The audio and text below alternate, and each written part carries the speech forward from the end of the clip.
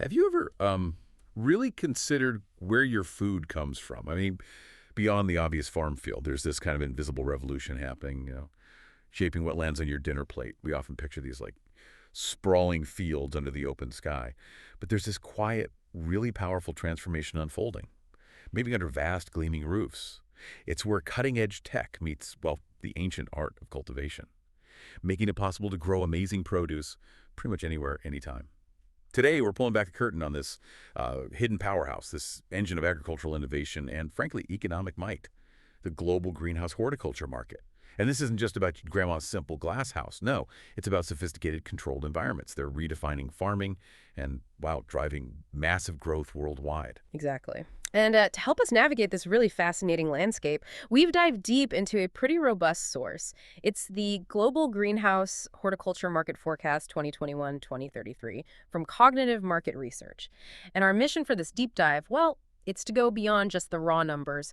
We really want to pull out the most important nuggets of knowledge, the key insights from this detailed report. Basically, give you a shortcut to understanding the surprising facts, the significant trends that are, rapidly expanding this sector and truly shaping the future of food. Okay, let's unpack this right from the top then. Yeah. Because the global growth figures, they're really, really eye-popping. This market, which honestly many people might not even realize exists at this kind of scale, generated an astonishing $39.035 billion back in 2021. $39 billion. But here's where it gets truly transformative. Just 4 years later, by 2025, it's projected to hit $52.604 billion. If you think that's fast growth, well, brace yourself. By 2033, the report expects this market to almost double again, hitting a colossal $95.531 billion, nearly $100 billion. Wow. Yeah. And that's not just, steady plodding growth. It's a real acceleration. Yeah. It's reflected in a strong overall compound annual growth rate, the CAGR, of 7.743% over that whole period. Right. So to put that in perspective, I mean, that rate outpaces many mature industries, even global GDP growth in many cases. It signals a massive reallocation of capital, of innovation, into food production. It really does. It tells us that investors, governments, whole nations really are betting big on controlled environments, seeing them as a solution to, well, unpredictable climates, resource scarcity, growing populations. All those pressures. Exactly. So this isn't just about growing more plants. It's more fundamental. It's a global shift in how we grow food and maybe even where the future of our plate is being cultivated. It really points to an industry that's not just growing, it's transforming our whole relationship with food. Absolutely. And what's truly fascinating here, as you touched on, is how this explosive global growth breaks down regionally. It's definitely not uniform across the board. Some regions are just, well, leading the charge quite dramatically, while others are emerging with, frankly, surprising speed. Take Asia Pacific, for instance. It really stands out. It's pegged as the fastest growing region globally. The report projects it'll surge from about $11 billion in 2021 to a really remarkable $29.089 billion by 2033. And it boasts the leading CAGR, too, at 8.435%. That's an incredible trajectory. Okay, so Asia-Pacific is leading the pack. When you look inside that region, though, what are the particular hotspots? What really catches your eye? Is it just about sheer scale, or are there specific countries showing, like, really innovative approaches that make them stand out? That's a great question. It's actually a bit of both. Within Asia-Pacific, India's surge is definitely a standout. It's showing a double-digit CAGR. We're talking over 10%. Wow, double digits. Yeah, which suggests a really strategic embrace of greenhouse tech. It's propelling its market value from under $2 billion in 2021 to over $5.4 billion by 2033.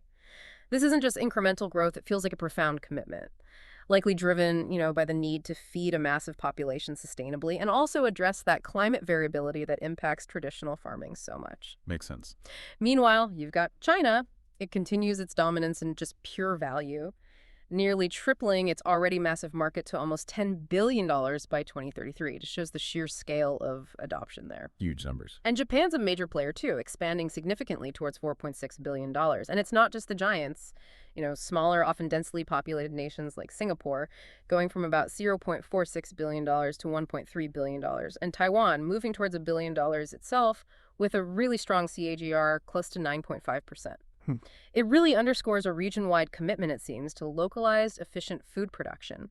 Paints a picture of a region where both, necessity and innovation are driving really rapid agricultural change. That makes perfect sense, especially given the population density and, the agricultural challenges in parts of Asia. Yeah. But okay, let's shift focus a bit. Let's talk about a region where this kind of agricultural innovation might seem, well, less intuitive maybe. The Middle East. And here's where I Yes. think it gets really interesting, because it's a region you don't immediately associate with large-scale horticulture, right? Right. Yet it's showing incredibly strong growth. The report predicts its market will leap from about $1.5 billion in 2021 to well over $4.1 billion by 2033. That's with a robust 8.624% CAGR. Very strong. So what do you think is driving that? Such significant investment in controlled environment ag in a region known for its, well, arid climate. Well, you hit the nail on the head. It's Yeah. precisely the arid climate that makes greenhouse horticulture so vital and so attractive in the Middle East. The report highlights things like water scarcity, obviously extreme heat, and a real desire for greater food independence. Those are powerful motivators. Right, self-sufficiency. Exactly. And what's particularly striking is the UAD, for instance. It's set to nearly triple its market size, and it boasts the highest CAGR in the entire region, 9.752%. Nearly 10%. Amazing. It really is. This isn't just about importing food anymore. It's about investing heavily in advanced technology to basically create fertile ground where nature traditionally makes it incredibly challenging. And Saudi Arabia, Turkey, they're also making significant contributions. It demonstrates a broader regional strategy, really, to bolster food security, maybe even develop export capabilities using these controlled environments. It's a real testament to how essential and how effective these systems are becoming, even in really diverse, challenging climates. Okay, so if we connect this back to the bigger picture, these global food trends, the challenges facing traditional farming, South America also comes up as having significant emerging opportunities. Yes, another key region. The market there is expected to hit almost $6.5 billion by 2033, up from about $2.5 billion in 2021. That's an 8.236% CAGR. So is this growth mainly driven by internal demand within South America, or is there an export component starting to play a role for specialized crops? It seems to be a mix, but internal demand for, high quality, reliable produce certainly plays a very large role. Brazil, for instance, is a major driver there. Its market's growing from just over $1 billion to nearly $2.8 billion by 2033. Leading the way. Absolutely. And this leadership, it's fueled by things like a rapidly urbanizing population that's seeking consistent access to fresh, safe vegetables and fruits. We also see significant contributions coming from Argentina and Colombia. It really underscores a continent that's rapidly adopting these advanced agricultural methods, not just to enhance food production for their own people, but also, in some cases, exploring new export opportunities, particularly for specialized, high-value crops that really thrive in these controlled conditions. And the resilience these systems offer against extreme weather events, which seem to be becoming more common, that's also a huge factor. Yeah, that resilience piece is key. Okay, so as we sweep across the globe, Africa also emerges, another vital growth market. Now, it's starting from a smaller base, valued around $1.5 billion in 2021, but it's expected to reach over $3.7 billion by 2033, expanding at a solid 7.795% CAGR. Still very respectable growth. Definitely. And this is a continent grappling with some significant food security challenges. How do you see greenhouse horticulture making an impact there? What kind of maybe specific innovations might be particularly relevant for African nations?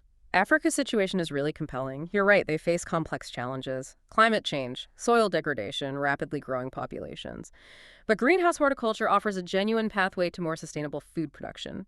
We see key players identified, like Nigeria, projected to rise from about $0.6 billion to over $1.6 billion, and South Africa, growing from around $0.58 billion to over $1.5 billion. Significant jumps. They are. And the innovation here, it isn't always just about the super high-tech, fully automated mega greenhouses you might see elsewhere.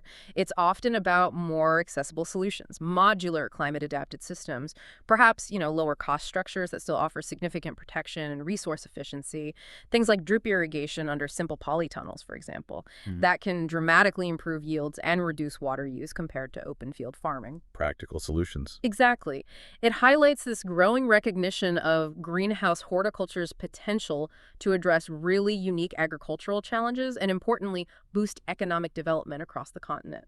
Okay, so this raises an important question then about the more established markets, because North America certainly falls into that category, right? Yeah. Yet it still showcases pretty impressive strength and substantial value. It does. The market there was valued at nearly $10 billion in 2021, $9.798 billion to be exact. and is projected to reach over 22 billion, 20.45 billion by 2033, growing at a very respectable 7.154% CAGR. Still strong growth in a mature market. Yeah. So what's driving growth in a region that already has such a mature agricultural infrastructure? Is it consumer demand for specific types of produce, or maybe a push for more local, more sustainable sourcing? What's the story there? It's absolutely a combination of those factors, and maybe a few more. North America, while mature, is also highly sophisticated in its demands. Unsurprisingly, the United States holds the largest share within the region. It's moving from nearly $7.9 billion in 2021 to over $17.5 billion by 2033. The lion's share. Definitely.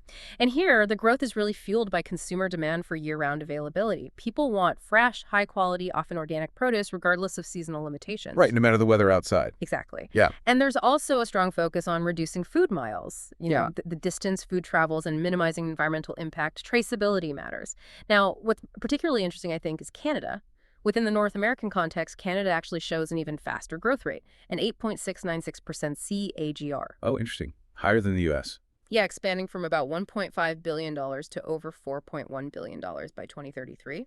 This could be partly due to Canada's shorter growing seasons, maybe higher energy costs for imported produce, making domestic greenhouse production a more economically viable and potentially environmentally friendly solution. Makes sense. So it indicates a really dynamic and evolving market, even in these well-established economies. Technology is seen as a way to enhance, not just replace, traditional farming. And speaking of mature but dynamic markets, we have to talk about Europe. It remains a truly significant player in this space, often seen as a pioneer, really, in advanced horticulture. Absolutely, a powerhouse. The market there stood at nearly $13 billion, $12.725 billion in 2021. And it's projected to expand to almost $30 billion, $29.71 billion by 2033, at a 7.321% CAGR. Still very strong. Very strong indeed. So given Europe's long history with agriculture, what specific innovations or maybe consumer trends are fueling this continued expansion? Well, Europe truly has a rich history with greenhouse farming, especially countries like the Netherlands, which is just a global leader in horticultural technology, even though it wasn't highlighted as a separate data point in this specific cut of the report. Right, the Dutch influence is huge. Immense. And the growth we see across key European countries like Germany, moving from $2.4 billion towards $5.6 billion, France from $1.8 billion towards $4.5 billion, and the United Kingdom from around $1.9 billion to $4.1 billion.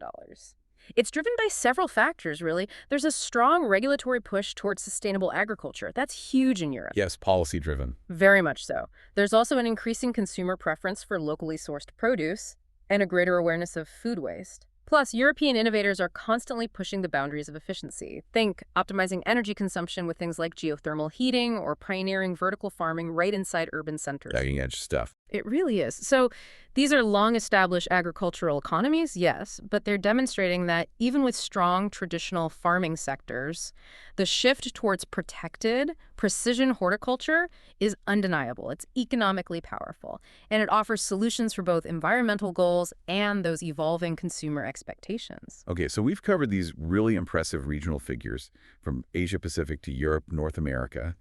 It's crystal clear the greenhouse horticulture market is a truly global phenomenon. But if we try to connect all these dots, step back and look at the bigger picture. What are the fundamental underlying forces driving this widespread expansion? Because it can't just be about growing more food, right? There must be deeper societal, technological shifts at play here. Absolutely. You're spot on. The report really points to several interconnected megatrends driving this boom. The first one, and it's a big one, is a surging demand for sustainable farming solutions. Right. Sustainability. And this isn't just a buzzword anymore. It's become a critical need. Traditional agriculture faces immense pressure. Climate change, water scarcity, soil degradation, list goes on. Greenhouse horticulture, well, it offers a powerful antidote in many ways. Imagine a system where crops use up to, say, 90% less water than traditional field farming. 90%, wow. Yeah, it's dramatic. Systems that recycle nutrients significantly reduce pesticide use simply because they're in a controlled, protected environment. All this translates to a much smaller environmental footprint, making food production more eco-friendly, more resilient. And that's something both consumers and governments are increasingly demanding. Okay, that makes perfect sense. Yeah. It's like doing more with less, but doing it much, much smarter. And I imagine technology must play a massive role in making that smarter part actually happen. Precisely. That's the second major driver, the rapid advancement in greenhouse technologies. We are so far beyond simple glass structures now. We're talking about highly sophisticated climate control systems, things that precisely optimize temperature, humidity, light levels for ideal plant growth, sometimes even using specialized LED lights to mimic or augment natural sunlight perfectly for specific crops. Tailored light recipes. Exactly. And then you have innovations like hydroponics, where plants grow in nutrient-rich water instead of soil, or aeroponics, where the roots are simply misted with nutrients. These are revolutionizing efficiency. These aren't just, cool science projects. They represent a fundamental shift in how we think about a farm. Less about vast open fields, more about precise, resource-efficient, and often highly automated systems. Automation too. Oh, yeah. We're seeing AI-driven sensors that constantly monitor plant health, robotic systems for planting and harvesting, even vertical farms that stack production upwards, maximizing output in a small footprint, sometimes right in the city. This whole tech stack allows cultivation in previously unsuitable environments like deserts or urban centers. It drastically increases yields and produces really consistent, high-quality crops year-round. Okay, so it's sustainability meeting this incredible cutting-edge tech. But what are the most fundamental piece? The human need for food itself. How does this boom address our global challenges in that regard? Food security. Well, that brings us neatly to the third and perhaps the most critical driver, the increasing and really urgent need for food security. Think about it. We have a global population projected to reach nearly 10 billion people by 2050. A huge number to feed. A huge number. And at the same time, we're seeing the unpredictable, often devastating impacts of climate change on traditional agriculture.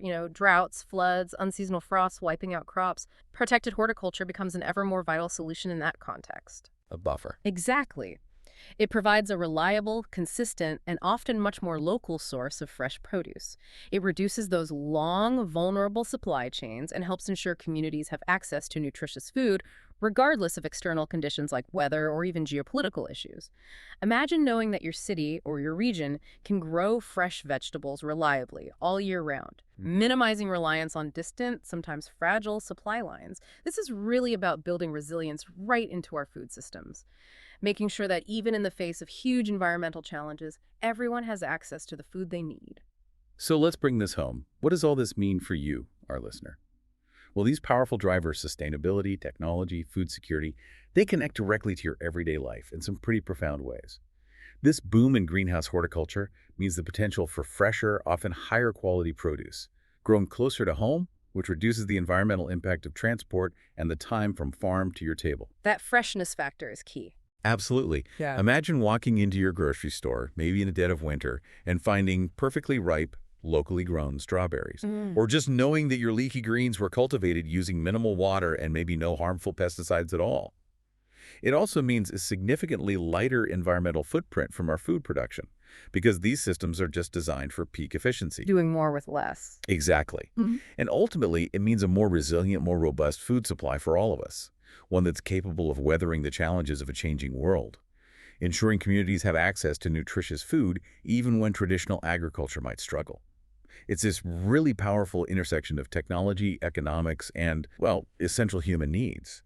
It's fundamentally redefining how we think about our food and where it actually comes from. Wow, what an incredible deep dive that was into the global greenhouse horticulture market. I mean, from a nearly $40 billion industry just back in 2021, it's hurtling towards almost $100 billion by 2033. That trajectory is just phenomenal. It really is staggering growth. And it's clear this isn't just some niche agricultural sector anymore. It's becoming a critical engine for the future of sustainable food production, driven by incredible innovation, advanced technology, and this unwavering global demand for food security. It's literally reshaping our food systems right before our very eyes. Yeah. And, this raises an important question, I think, for you to consider as this market continues its rapid expansion. As it keeps transforming agriculture and food systems worldwide, how might advanced greenhouse horticulture change the landscape of local food production right in your own community?